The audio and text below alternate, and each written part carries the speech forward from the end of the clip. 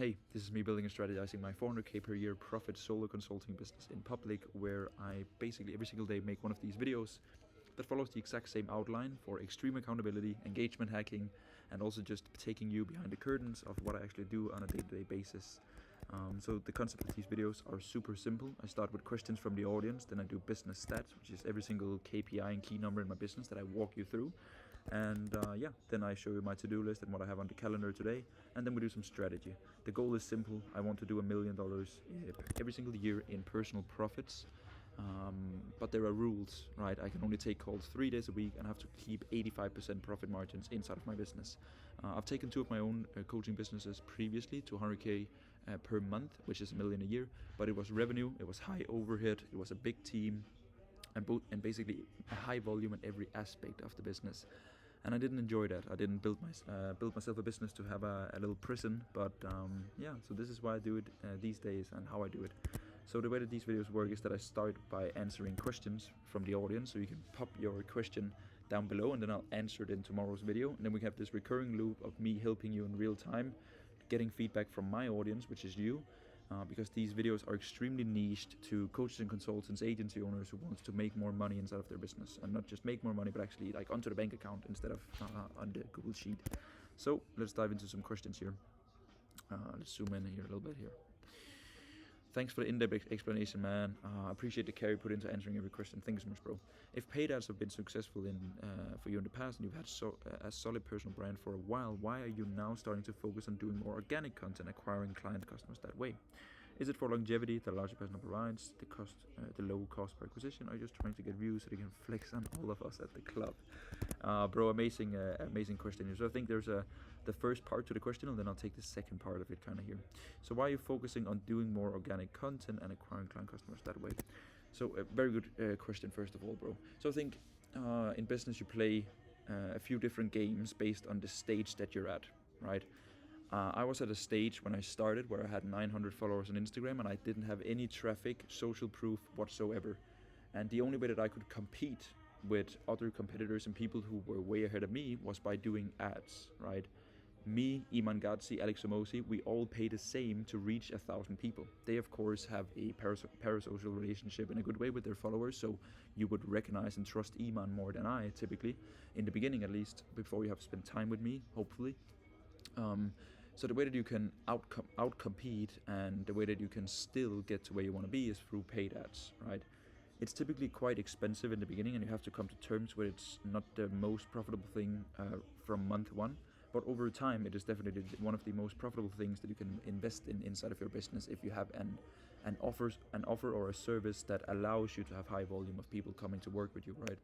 So I think, bro, I started with paid ads to just like really build up myself, predictability, these things, and then I'm now harvesting the fruits of all of that traffic and me staying consistent with organic long enough that I'll actually still get quite some views and some traffic from my organic brand. So that is why, and also because it's cheaper, right? Obviously running a more organic and a more organic focused business is cheaper in the sense of cost per acquisition because you don't have the ad spend to cover, of course, but hopefully ads should be a good business for you, right?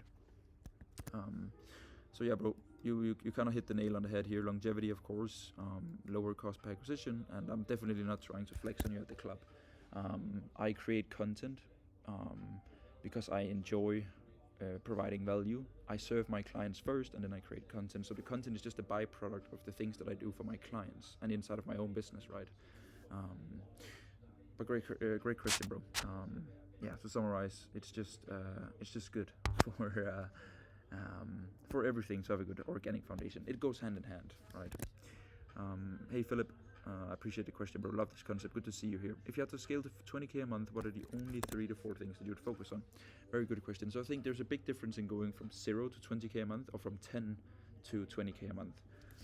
But overall, I'll try to give you an answer here, bro. So the first thing that I'll do, let's write down the 4 things. The first thing that I do is that I'll definitely focus on skill set, focus on clients, focus on cases, right? So like really making sure that I provide immense value to the people that I work with, that I become really, really good at my skill set. So I'll take the skill here, first of all.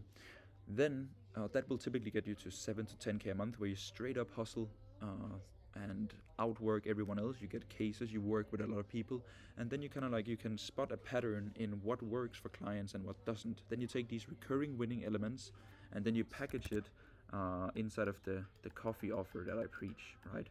Now you want to transition and transcend into a model where you can serve more people in your audience, and you can do it in a leveraged way. This means that you can get people to where they want to be without you having to do it for them. So you typically transition into a consulting offer, not fully transition, right? Because you still have the agency, but let's say that you make 100% of your 100% of your revenue from agency done for you.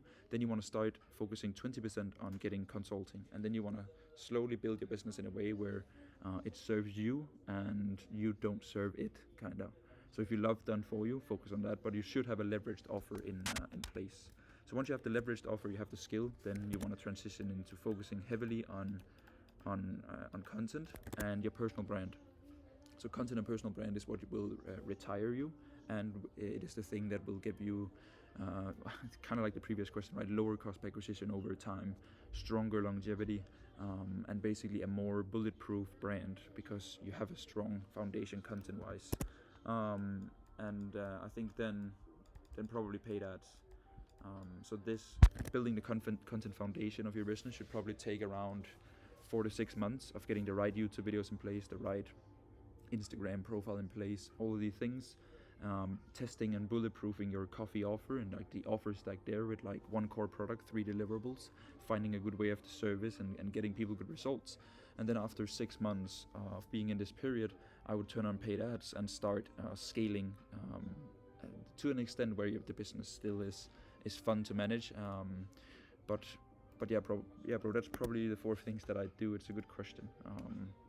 So I appreciate that, bro. Where could I talk to you personally? IG or something?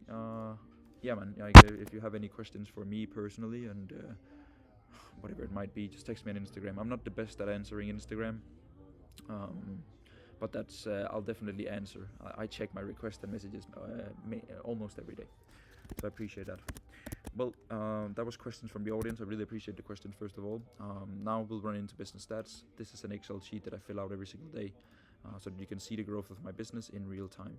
So let's head over to my main channel, and yeah, then we'll see. So switch account. Oh. Let's see. So 50 on the daily updates. Then let's run it to the main account here. 6,003. So I'm decently happy with main account growth here, even though that it's a little lower because it's not been 24 hours yet. It's probably been 18 hours since I did the last one. We'll do the IG here. Just lost a follower, absolutely insane here. Actually the exact same as yesterday. Oh, 29, there we go. And the daily updates actually also lost a subscriber. That's life, shouldn't be the main focus that you have. 50 subs, yeah, very nice. Business stats in terms of revenue and cash collected, it was a 0 day overall yesterday, and I didn't spend any money either, so super simple. Again, we are at around 40k this month for revenue and around 26k cash, which is absolutely completely fine.